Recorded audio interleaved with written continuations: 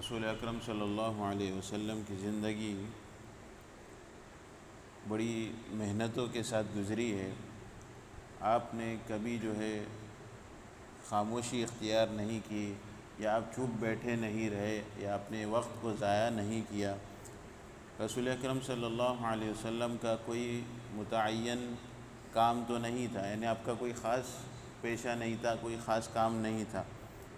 البتہ حدیث میں آتا ہے کہ رسول اکرم صلی اللہ علیہ وسلم نے فرمایا کہ ہر نبی چرواہا ہوا کرتا ہے، یعنی ہر نبی نے بکریوں کو پالا ہے۔ تو صحابہ نے پوچھا، اللہ کے رسول، کیا آپ نے بھی بکریوں کو پالا ہے؟ تو آپ نے کہا کہ ہاں، میں بھی مکہ والوں کی بکریوں کو میں پالتا تھا۔ کیوں اس طرح؟ اس لیے کہ جو بکریوں کو پالتے ہیں ان کا دل ذرا نرم رہتا ہے، اور بکریوں کو پالنا کوئی آسان کام نہیں ہے۔ ایک ریوڑ کو اگر پالنا ہو یا انہیں سنبھالنا ہو تو کوئی آسان بات نہیں ہوتی۔ ایک بھی اس میں سے ایک بکری ریوڑ سے نکل کر باہر چلے جائے تو کتے کا حملے کا ڈر رہتا ہے، یا لومڑی کے حملے کا ڈر رہتا ہے، یعنی کہیں سے بھی کوئی بھی جانور آ کر اس بکری کو اچھک لے سکتا ہے۔ اسی طرح اللہ کے نبی صلی اللہ علیہ وسلم ہم سب کو شیطان کے حملے سے بچا۔ تو اس وجہ سے ہر نبی کو بکرے چرواہا یعنی بنایا گیا کہ ہر نبی نے بکری کو چرایا ہے۔ اور جو اونٹوں کو چراتے ہیں ان کا دل بہت سخت ہوتا ہے۔ جو اونٹ کو چراتے ہیں یا اونٹ کو پالتے ہیں وہ بہت سخت دل ہوتے ہیں، اس لیے کہ اونٹ کو پالنا کوئی آسان بات نہیں ہے۔ تو آپ صلی اللہ علیہ وسلم بھی بکریاں چرایا کرتے تھے، یعنی اپنے وقت کو آپ نے ضائع نہیں کیا۔ آپ یعنی آپ کو جو کام ملتا تھا آپ وہ کرنے کی کوشش کرتے تھے، تاکہ آپ کسی کے اوپر ڈیپینڈ بھی نہ رہیں اور آپ اپنا وقت ضائع نہ کریں۔ یہ نوجوانوں کے لیے ایک بہت اہم سبق ہے کہ ہم اپنے وقت کو ضائع نہ کریں۔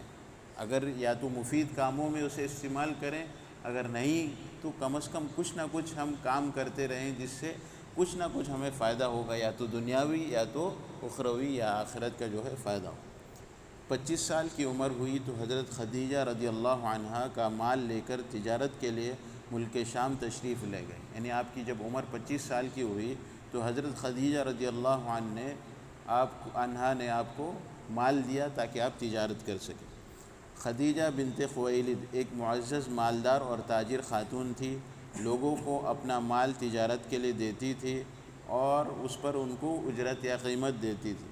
پورا قبیلہ قریش بھی تاجر پیشہ تھا، یعنی پورا جو قبیلہ تھا، خاندان تھا، وہ تجارت کرتا تھا، اس بزنس میں ماہر تھے۔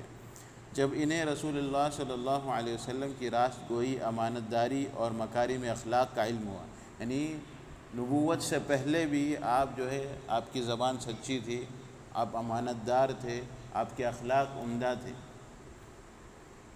تو یہ جب علم ہوا تو انہوں نے ایک پیغام، یعنی اپنے غلام کے ذریعے ایک پیغام بھیجا نبی اکرم صلی اللہ علیہ وسلم کو کہ وہ ان کا مال لے کر تجارت کے لیے چلے جائیں غلام میسرہ کے ساتھ، یعنی حضرت خدیجہ بنت خویلد کے جو غلام تھا میسرہ، ان کے ساتھ وہ تجارت کا مال لے جائیں اور وہاں پہ جا کے ملک شام میں تجارت کر کے منافع کما کر لائیں۔